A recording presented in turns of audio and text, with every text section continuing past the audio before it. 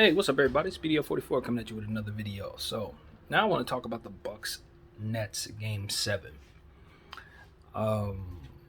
So I don't have any idea what to expect. To be completely honest with you, this series has been close all the way around. We've had obviously Kyrie Irving go down, James Harden come back, but only in limited capacity. We've had big games from Jeff Green, a small game from Jeff Green. We've had big games from Blake Griffin, small games from Blake Griffin. We've had KD ball out. We've had KD kind of been neutralized to a degree by the likes of PJ Tucker. We've had Chris Middleton play poor. We've had Chris Middleton play at his best. We've had so many different players play at so many different levels throughout this series that now that we're at Game 7, I don't think any prediction is safe. You can see a blowout either way. You can see KD go for 50 in a triple-double and win. You can see Giannis go for 50 in a triple-double and win. You could see an overtime game, maybe triple overtime. I could see so many different scenarios in regards to this series. The players that I'm going to be looking at, though, two players on the Bucks that I'm going to be looking at. Because, to be honest with you, the Bucks, they have a lot of talent.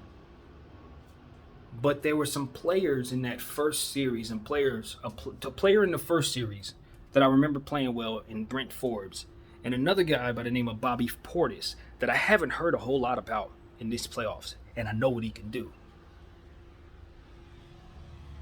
I don't know what the rotation will be for Mike Budenholzer. I don't really love Mike Budenholzer's approach to playoff series. Recent memory has shown me that he doesn't really make the best decisions, or rather decisions that I agree with. It's a better way to put that. But for me, in this particular game, obviously in theory it would be about trying to stop KD. What James Harden is throwing at you, if he's going to play better or worse or at all.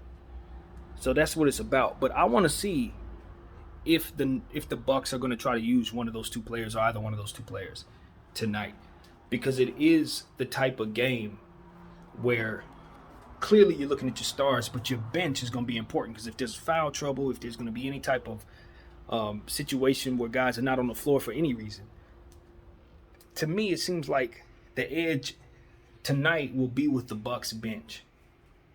I think the Bucks, if they're able to get something out of Bobby Portis, let's say Bobby Portis has a big game and gives them like 25 points. I don't see how the Nets win that game. Let's say Brent Forbes goes for like 20 points. He has one of those games.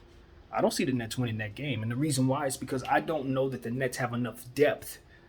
And what I saw in Game 6 was KD seemingly run out of gas and James Harden maybe at about 25%. So in my mind, it's going to be on the Landry Shamits, on the Jeff Greens, on the Bruce Browns. Those guys are going to have to play well. And I like Milwaukee's bench better. So if I'm to believe that KD's going to be somewhat gassed and Harden going to be at like 10%, 25%, then really I'm looking at Giannis and I'm saying, well, if Giannis is not going to have a big game, or even if he is, if he goes for 32 and like 8 and 8, there may not be enough, depending on how hot KD is. He's going to need some help. Middleton, I don't think is going to have another great game like that. 38 points from the last game, he's not the player that's going to turn around and give you 40. If he does, I'll get on here and say I'm sorry. But I just don't expect that. I don't. Jrue Holiday has struggled off and on all series, so he's a mystery for me. I don't know what to expect from Jrue Holiday. He may play well, he may not. I don't know.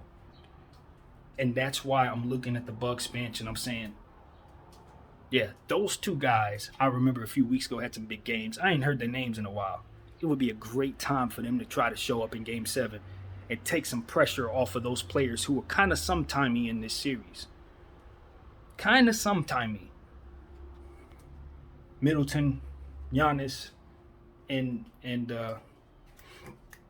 Holiday. Kind of, And obviously I'm looking at PJ Tucker. If PJ Tucker is able to do what it is that PJ does, continue to guard his homie KD the way that he's been guarding him, continue to hit his corner three-point shot that's supposed to be his specialty, if he's able to do all of that, I think he bodes well for the Bucks. I just think the Bucks are in a position to win this game. I know the game is in Brooklyn, but for one game and limited nets, and the only player down there that's really super talented is KD. I put my money on KD being able to do that in Game 6, and he got neutralized pretty effectively. I don't know what adjustment Steve Nash is going to be able to do to give KD the opportunity to dominate like he'll need to tonight. The only thing I was banking on in Game 6 was that the Bucks had neglected to do so in Game 5. So in this point, my logic, I just don't know where to go, because it was like I can't rely on either one of those things because it's inconsistency. So with this Nets series, now that you're looking at it for what it is, hey, I don't like the Nets going forward if James Harden can't get back to 100%. I think they are going to have trouble even if they get out of this series in the Eastern Conference Finals, whether it be the 76ers or the Hawks. They're just going to need more than KD, in my opinion, to get out of that series. So, if I'm to believe that, and then I look down there and I think about all that I've said, I have trouble believing they're going to win tonight's game just the same. So this is what needs to happen. James Harden is going to have to shoot more. Just like I said, he can't shoot 10 shots. If he shoots 10 shots, it's not enough. He's going to have to take at least 13 shots tonight. And even that's a little small for him, but he's going to have to take them, and he's going to have to do what he does. Because if he's going out there limping and he's not giving them nothing on the offensive end, defensively we can give him a pass, but offensively, if he's not creating enough of a threat like he was in Game 5, even though he was missing,